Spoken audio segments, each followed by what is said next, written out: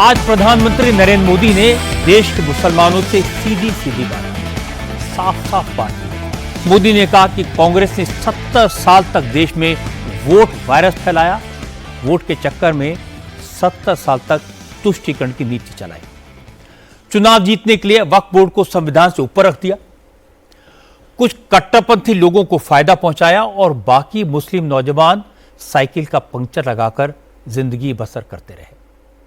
मोदी ने कहा उन्होंने जो नया वक्फ कानून बनाया है उससे आम मुसलमानों को फायदा होगा। वक्फ की लाखों हेक्टेयर जमीन और बेशकीमती प्रॉपर्टीज से मुस्लिम महिलाओं, बेवाओं, नौजवानों और पसमंदा मुसलमानों को लाभ होगा। अब वक्फ बोर्ड की मनमानी नहीं चलेगी। वक्फ बोर्ड कुछ कट्टरपंथी मौलानाओं की जागीर नहीं रहेगा। असल में इस वक्त वक्फ एक्ट के जरिए देश के मुसलमानों को भड़काने की कोशिश हो रही है। मुस्लिम पर्सनल लॉ बोर्ड देश भर में आंदोलन चला रहा है।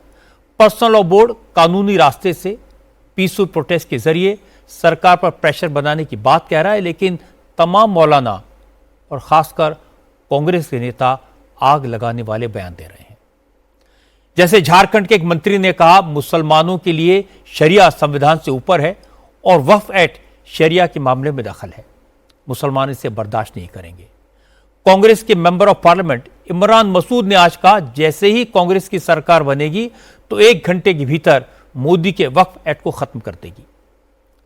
बंगाल में तो वक्फ एक्ट के विरोध में हिंसा हो रही है, हिंदुओं का पलायन हो रहा है, लोग घर छोड़कर भाग रहे हैं। ये आपको कांग्रेस के नेताओं के बयान क्या हैं? तृणमूल के प्रदर्शन के कारण, तृणमूल के प्रोटेस्ट को सपोर्ट के कारण हालात क्या हैं? मुसलमानों के डर से घर छोड़कर भागे हिंदुओं का दर्द क्या है? ये सब दिखाऊंगा और ये भी बताऊंगा कि आखिर बंगाल में ममता की पुलिस हिंसा रोकने में नाकाम क्यों हुई और बंगाल में अब खूनी सियासत क्यों हो रही है। शुरुआत करते हैं प्रधानमंत्री नरेंद्र मोदी की बात से। प्रधानमंत्री मोदी आज हरियाणा के हिसार में थे। मोदी ने यहां महाराजा अग्रसेन एयरपोर्ट की नई टर्मिनल बिल्डिंग की आधारशिला रखी और फिर यहीं से हिसार अयोध्या फ्लाइट को हरी झंडी दिखाई और इसके बाद सामाजिक न्याय की बात की, वक्फ अमेंडमेंट एक्ट का मुद्दा उठाया। प्रधानमंत्री मोदी ने कहा कांग्रेस की अपीजमेंट की पॉलिसी से सबसे ज्यादा नुकसान मुसलमानों को ही हुआ।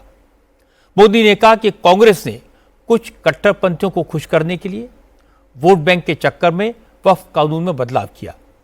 मोदी ने कहा कि कांग्रेस को मुसलमानों की फिक्र कभी नहीं रही। अगर मुसलमानों की चिंता होती तो कभी किसी मुसलमानों को कांग्रेस का पार्टी का अध्यक्ष क्यों नहीं बनाया।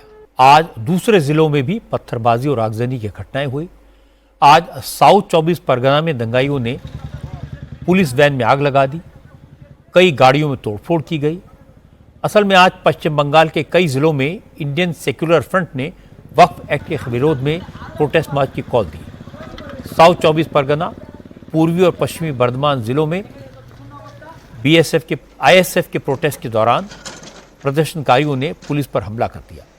इन दंगाइयों ने पुलिस की बाइक्स में आग लगा दी और पुलिस की गाड़ियां तोड़ डाली। इसी तरह की हरकत ईस्ट बर्धमान में भी हुई। हालांकि बर्धमान में पुलिस ने सख्ती दिखाई क्योंकि पुलिस ने किसी प्रोटेस्ट मार्च की परमिशन नहीं दी थी, लेकिन इसके बाद भी सैकड़ों लोग सड़क पर आ गए, नारेबाजी शुरू कर दी और पुलिस ने प्रोटेस्टर्स को आगे बढ़ने से रोका तो पुलिस पर हमला करने की कोशिश हुई। इसके बाद पुलिस ने भी हल्का लाठीचार्ज किया, भीड़ को तितर-बितर किया। प्रदर्शनकारियों की भीड़ को लीड कर रहे आईएसएफ के विधायक ने कहा प्रदर्शन करना उनका संवैधानिक अधिकार है, इसके लिए पुलिस की परमिशन की कोई जरूरत नहीं है। रूलिंग पार्टी बोल रहे हैं वो एक्ट यहाँ लागू होने नहीं देंगे, लेकिन हम भी तो चाहते हैं लागू ना हो, बंगाल ही नहीं पूरा हिंदुस्तान में लागू ना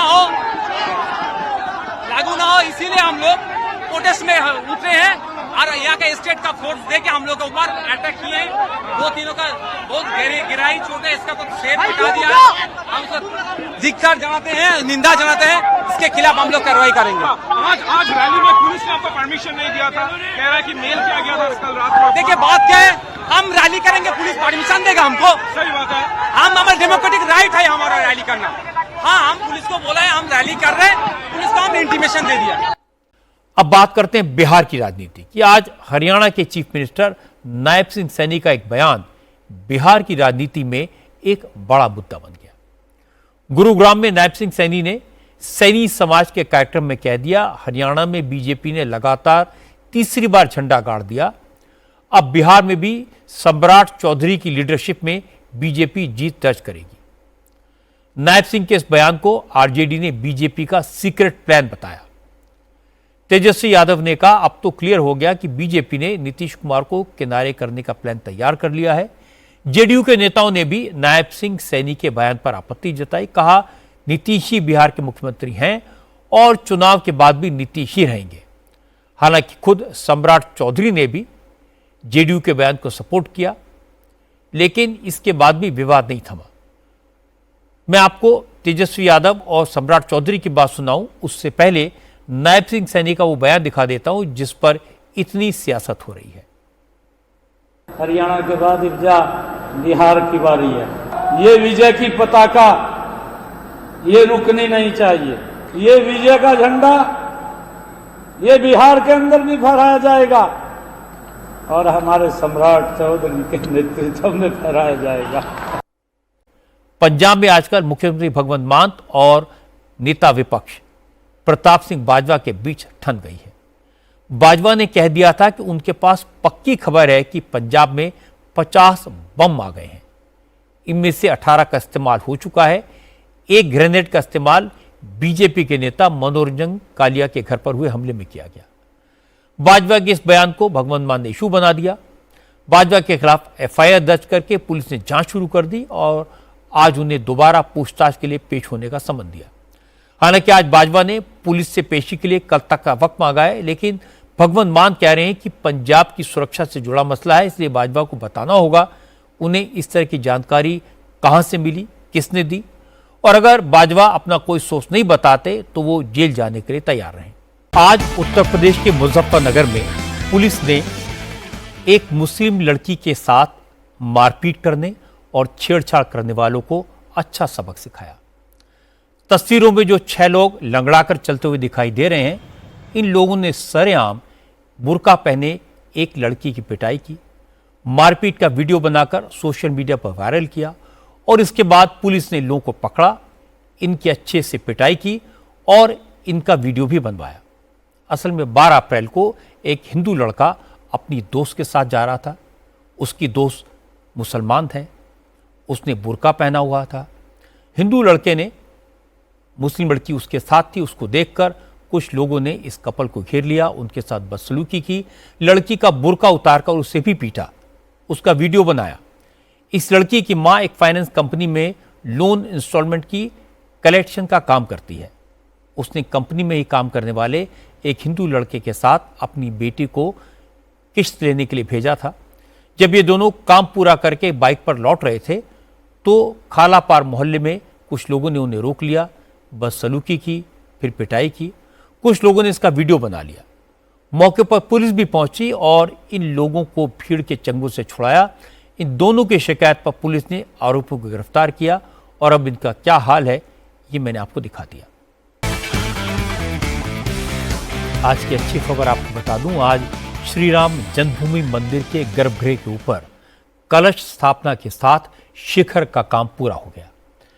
161 फीट ऊंचे शिखर पर पूरे विधि विधान के साथ कलश स्थापित किया गया।